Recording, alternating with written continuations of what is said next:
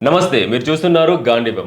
అధర్మం తలెత్తినప్పుడల్లా, అసత్యాలు రాజ్యం ఏలుతున్నప్పుడల్లా ఈ గాంధీవం తన స్వరంతో ఆ అబద్ధాన్ని సంహరిస్తుంది.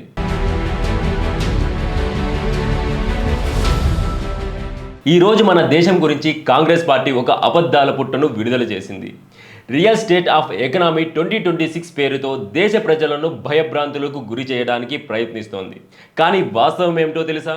మోదీ గారి నాయకత్వంలో భారత్ ప్రపంచానికే ఆర్థిక పాఠాలు నేర్పిస్తోంది. ఈరోజు మీ ముందుకు ఆ పీడిఎఫ్ డాక్యుమెంట్లోని 10 అబద్ధాలను, వాటి వెనుక ఉన్న అసలు నిజాలను ఆధారాలతో సహా ఉంచబోతున్నాను. ఈ విశ్లేషణ ముగిసేసరికి కాంగ్రెస్ ముసుగు ఊడిపోవడం ఖాయం. నిజాన్ని నిర్భయంగా వినండి. అబద్ధం నెంబర్ 1, వృద్ధి రేటు పడిపోయింది అని చెప్పడం. కాంగ్రెస్ చెబుతున్న మొదటి అబద్ధం మన జీడిపి గ్రోత్ పడిపోయింది అని చెప్పడం. కానీ డేటా ఏం చెబుతోంది? 2014లో మనం 10వ ఆర్థిక వ్యవస్థగా ఉంటే ఈరోజు 5వ స్థానంలో ఉన్నాం. 10 సంవత్సరాల క్రితం కాంగ్రెస్ హయాంలో పాలసీ పక్షపాతం వల్ల మన దేశం ముగిసిపోయే స్థితిలో ఉండేది. ఈరోజు మనం ప్రపంచంలోనే అత్యంత వేగంగా ఎదుగుతున్న మేజర్ ఎకనామీ. 8% పైగా వృద్ధిని నమోదు చేస్తున్నాం. ప్రపంచ బ్యాంక్, IMF సైతం భారత్ను ఆర్థిక వెలుగు రేఖ అని పొగుడుతుంటే ఈ కాంగ్రెస్ మేధావులకు మాత్రం మందగమనం కనిపిస్తోంది. ఇది వారు కోరుకుంటున్న వినాశనం తప్ప దేశ వాస్తవం అస్సలు కాదు. అబద్ధం నంబర్ 2, పెరిగిపోతున్న ఆర్థిక అసమానతలు. దేశంలో ధనవంతులు పెరుగుతున్నారని, పేదరికం పెరిగిందని కాంగ్రెస్ ఏడుస్తోంది. కానీ నీతి ఆయోగ్ లెక్కల ప్రకారం గత 9 ఏళ్లలో 25 కోట్ల మంది బహుళ పేదరికం నుండి బయటపడ్డారు. గినీ కోఎఫిషియంట్ నివేదికలు స్పష్టంగా చెబుతున్నాయి, ఆదాయ అసమానతలు తగ్గుతున్నాయి అని. మోదీ గారు కేవలం స్లోగన్లు ఇవ్వట్లేదు. ఆయుష్మాన్ భారత్, ఉచిత రేషన్, ఆవాస్ యోజన ద్వారా పేదవాడి చేతికి ఆర్థిక బలాన్ని ఇచ్చారు. పేదవాడు తన కాళ్ళ మీద తాను నిలబడడమే కాంగ్రెస్కు భయం. ఇక అబద్ధం నెంబర్ 3, నిరుద్యోగం, పనులు లేవు. కాంగ్రెస్ యువతను తప్పుదోవ పట్టిస్తోంది. PLFS డేటా ప్రకారం నిరుద్యోగిత రేటు 2017లో 6% ఉంటే ఇప్పుడు 3.2%కి తగ్గింది. ముద్రా లోన్ల ద్వారా 45 కోట్ల మందికి పైగా లబ్ధిదారులు ఉన్నారు. వీరంతా పనులు చేసుకుంటున్నారో లేదో కాంగ్రెస్కు తెలియదా? గిగ్ ఎకనామీ, స్టార్టప్స్ ద్వారా లక్షలాది మంది యువత ఈరోజు సొంతంగా ఎదుగుతున్నారు. ప్రభుత్వ ఉద్యోగాల రిక్రూట్మెంట్ కూడా కాంగ్రెస్ హయాంలో కంటే వేగంగా జరుగుతోంది. స్కామ్లు లేని రిక్రూట్మెంట్ మోదీ గారి ఘనత. ఇక అబద్ధం నెంబర్ 4, ఉపాధి హక్కు అణచివేత. మహాత్మా గాంధీ ఉపాధి హామీ పథకాన్ని మోదీ గారు నిర్వీర్యం చేస్తున్నారని ప్రచారం చేస్తున్నారు. కానీ వాస్తవం ఏంటి? కాంగ్రెస్ హయాంలో బడ్జెట్ కేటాయింపులు నామమాత్రంగానే ఉండేవి. మోదీ హయాంలో ఆ బడ్జెట్ను లక్షల కోట్లకు పెంచారు. అంతేకాదు, డిజిటల్ ఇండియా పుణ్యమా అని ఆ డబ్బులు నేరుగా పేదవాడి బ్యాంక్ ఖాతాలోకి వెళ్తుంది. మధ్యవర్తులు దోపిడీ ఆగిపోయింది. కాంగ్రెస్ బాధ ఏమిటంటే తమ జోబుల్లోకి వెళ్లాల్సిన కమిషన్లు ఇప్పుడు ఆగిపోయాయి అని. అబద్ధం నెంబర్ 5, విద్యా వైద్య రంగాలు కుప్పకూలిపోయాయి అనడం. ఈ పాయింట్ దగ్గర కాంగ్రెస్ను కడిగి పారేయాలి. 2014 వరకు ఎన్ని ఎయిమ్స్ ఉండేవి? కేవలం 6 మాత్రమే. ఈరోజు 23 ఎయిమ్స్లు ఉన్నాయి. మెడికల్ సీట్లు రెట్టింపు అయ్యాయి. IIMల సంఖ్య పెరిగింది. PM శ్రీ స్కూళ్ళ ద్వారా విద్యారంగం ఆధునీకరణ చెందుతోంది. ఆయుష్మాన్ భారత్ వల్ల 55 కోట్ల మందికి ఉచిత వైద్యం అందుతోంది.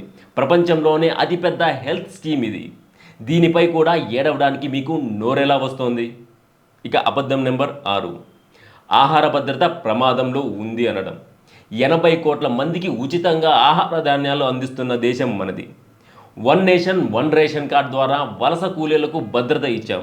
గ్లోబల్ హంగర్ ఇండెక్స్ పేరుతో విదేశీ రిపోర్టులను పట్టుకు ఊగుతున్న కాంగ్రెస్ మన దేశం ఇతర దేశాలకు ఆహార ధాన్యాలను ఎగుమతి చేస్తుందనే వాస్తవాన్ని ఎందుకు దాస్తోంది? EPFO డేటా చూస్తే పెన్షన్ పరిధిలోకి వచ్చే కార్మికుల సంఖ్య లక్షల కోట్లలో పెరిగింది. సామాజిక భద్రత అంటే మోదీ ప్రభుత్వం. అబద్ధం నెంబర్ 7, లేబర్ ప్రొటెక్షన్ బలహీనపడింది అనడం.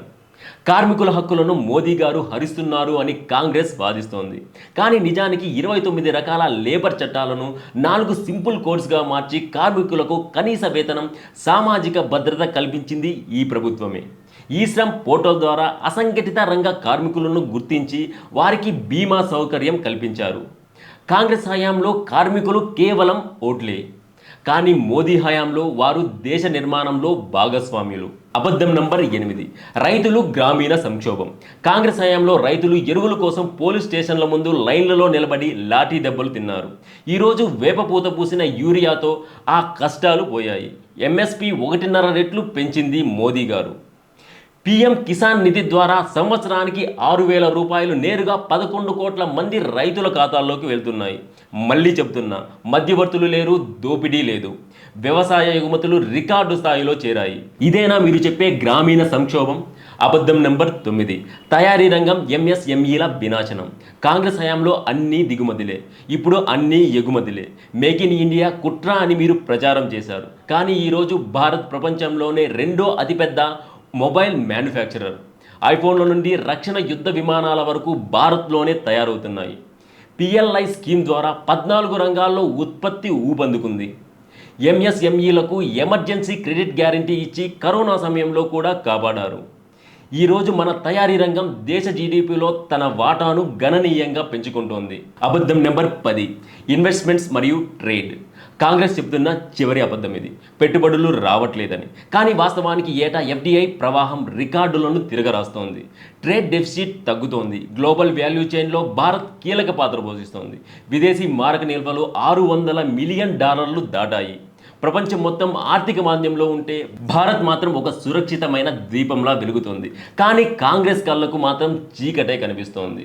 ఇక చివరిగా కాంగ్రెస్ విడుదల చేసిన ఆ రిపోర్ట్ ఒక అబద్ధాల పుట్ట. అది దేశానికి మేలు చేయడం కోసం రాసింది కాదు. మోదీ గారిని ద్వేషిస్తూ దేశ ప్రతిష్టను దిగజార్చడానికి రాసింది. నిరుద్యోగం, పేదరికం, వృద్ధి రేటు, ఇలా ప్రతి విషయంలోనూ కాంగ్రెస్ పచ్చి అబద్ధాలు ఆడుతోంది. ఈ విశ్లేషణలో నేను మీకు గణాంకాలతో సహా వివరించాను. ఈ విశ్లేషణ మీద మీ అభిప్రాయాలను కామెంట్ రూపంలో రాయండి. ఈ వీడియో కనుక నచ్చినట్టయితే లైక్ చేయండి, షేర్ చేయండి. కానీ సబ్స్క్రైబ్ చేసుకోవడం మాత్రం మర్చిపోవద్దండి. జై హింద్. భారత్ మాతాకి జై.